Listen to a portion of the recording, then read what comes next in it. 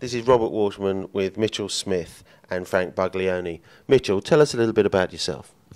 Professional boxer, 8-0, 4 knockouts, family man, West Ham supporter / fisherman, and I'm looking forward to 2014, big year for myself. Looking to get myself in the top 10 of all the boys in the country, and yeah, I'm looking forward to it. So yeah. And Frank? Frank Buglioni, professional boxer, current WBO European middleweight champion, super middleweight champion, and live, breathe, eat, sleep boxing. Guys, if we turn to Mitchell first, you're 8-0 with 4 knockouts. Last time you beat unbeaten Mark Evans. I think we interviewed you after that fight, but any thoughts since that time? There's a bit of talk. People saying it was a little bit premature. The stoppage was a little bit premature. I thought it was stopped at the right time. If it was carried on, I reckon he'd have got hurt. There was a lot still left in the tank. It was only early on, second round, so there was a lot left in the tank to go and get him out of there, and he could have got seriously hurt. So for me, it was a right stoppage. Looking back on it, it was a good performance. I'd done what I said I would. I'd put a statement out, and yeah, I'm just happy. I'm happy with the performance. I'm just looking forward to keeping busy and pleasing my fans and doing it all through 2014. Turning to Frank, you were also out recently. You fought Nespro in that fight. Any thoughts about that since it's taken place? Yeah, I thought it was a good improvement upon my last fights.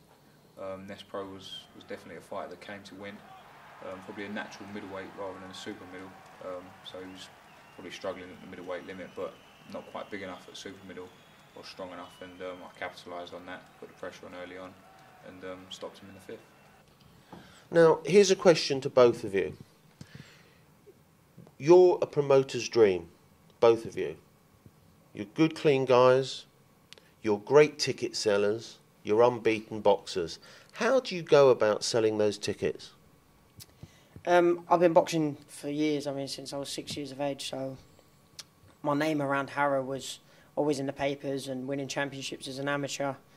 So I'm quite known to the local lot, and just the local lot just come and watch me fight. And obviously, the more from the start, I've been improving and performing well, and it's just been growing and growing and growing. And I'd like to think I'm quite exciting to watch, and my fan base has just grown, so yeah. Do you sell those tickets yourself, or you have friends or family doing that for you? I don't get involved in the tickets at all. I let my dad sort it all out, so my dad does like 400 tickets. So yeah, it just takes a lot of strain off of my back when I'm concentrating on training, and he helps a lot with that, so yeah. Same question to Frank.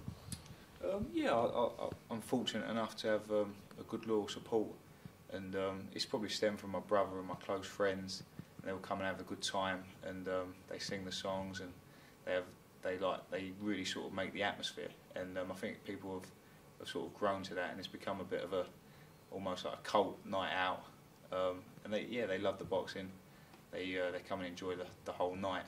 They see the boxing, and they do the after party and sort of all catch up with each other. So it's really grown from there. So the tickets are actually sold by your friends and family? Yeah, I would say sort of 50%, and then I do 50% personally, and quite a few people are buying them through the Team Buglioni website now, which is making life easier again. Going back now to boxing, Frank, you're ranked number 7 in the country. You're, as we said before, you're 12-0. You're in a tough division though in this country. I mean, we've got Carl Froch, George Groves, De Gale, Callum Smith. Where do you see your next step, and where would you like to be in a year's time, and what do you think about the division and the boxers you might have to face coming down the line? Yeah, I echo what you say. It's a very tough division, but that's what makes it great. To have those rivalries in the division definitely stirs interest, and creates an exciting time in boxing. I'd say Carl Froch, in a couple of years I think he'll be retired, or a couple of fights time he'll be retired. And then you have Jules Groves and James De Gale at the top of the division, which is a good few years away from myself. But yeah, Callum Smith, Rocky Fielding, those are the guys that are on my radar. And I think probably next year, early next year, there'll be some big domestic clashes. Turning back to Mitchell, you're currently ranked number 12 in the UK. Looking at the top of your division, the super featherweight division, we've got Stephen Smith, Liam Walsh and Gary Sykes. It looks like Liam and Gary are going to have a fight-off on the 12th of April of this year for the British Championship. Where would you like to see yourself? I think you said earlier you'd like to see yourself in the top 10, but when do you think you would like to be in a position to think about stepping up? Because I presume your ambitions, you can tell me, are to step up to the sort of championship level. Yeah, I mean, I believe that my talent is ready for fighters like Liam Walsh and your Gary Sykes and your Stephen Smiths. I believe my talent is up there with them now, but it's about catching them at the right time. It's about being clever and actually taking the fight when you feel like you can, you know, really win it with sort of ease, sort of thing. It's about taking the step up in class when you feel like you can win it, not just feeling like you can be in the ring with them boys.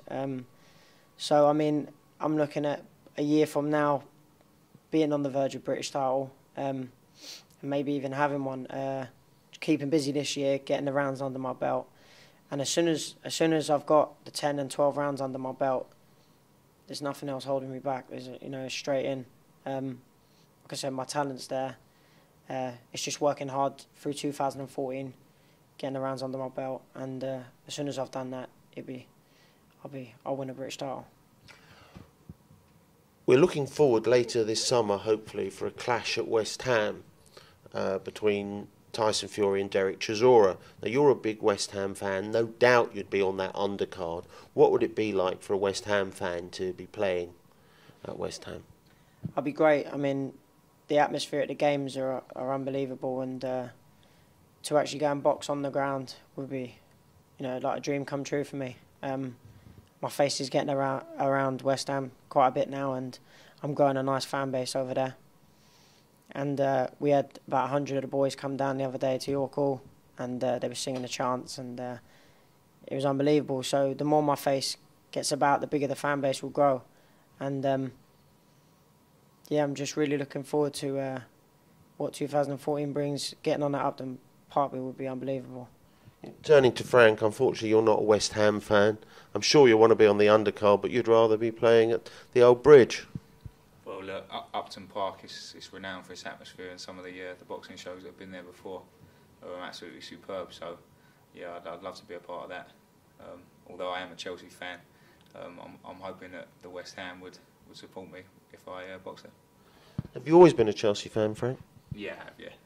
And if you had a dream team, what would that team have been? You know, what era, sort of? I mean, how recent? Or because I'm a Chelsea fan, but I go back a long way. Some of the players that I'd support, you may not even remember.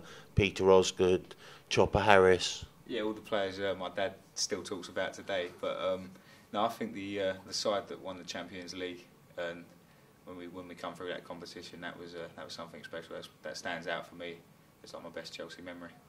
Hope you'll be more loyal to your management team than Chelsea are to their managers. Well, that's it, but we're getting the results, so can't knock them. them. Looking forward, going back to you, Mitchell, and just talking about, you know, trying to get for the fans to get to know you a bit. You said you're a fisherman. Is that a way you find a way to relax a little bit in between fights and when you're stressed, or it's just a hobby you like doing anyway? Any fighter will tell you the hardest part of being a boxer is the training. You know, you're training near enough all year round, but you do like 8, 10 weeks, 12 weeks of solid training.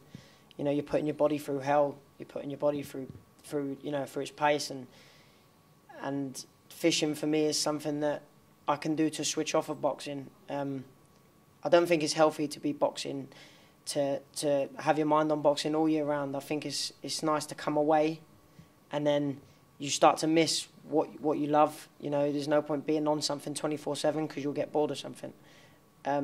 So fishing for me is something I get away. Sometimes I go away for a week. I fish for a whole week. I don't go home, just fish. Something to switch off. So yeah, that's what I do. That's my hobby. I just love fishing. It takes my mind off of boxing. So when I go back to boxing, I can can probably go for it. I'm not really a fisherman, but when you say you fish for a whole week, does that mean like under canvas or and what river, sea fishing, course fishing? Lake fishing, yeah, lake fishing. Just take my bivvy and my bed chair and my quilt and my little disposable cooker, and I'm away for the week. Got a couple of mates that come with me, and we just chill out and just relax. Don't even talk boxing, and usually I'm itching to go by the end of the week to get back to training. But yeah, I just believe it's not healthy to be boxing, like to be on the boxing all year round. It's nice to come away from something so you actually miss it, you know. And obviously that's what fishing does for me. Moving back to Frank for a few minutes, you're not a fisherman, but you're a film buff. What sort of films do you really enjoy, and sort of tell us a few favourites? Yeah, I do enjoy watching films away from boxing.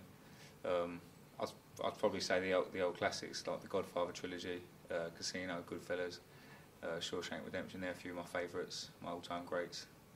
But yeah, I like the modern ones as well. I'm enjoying The Wolf of Wall Street was probably the best film that I've seen recently. Guys, thanks very much for your time.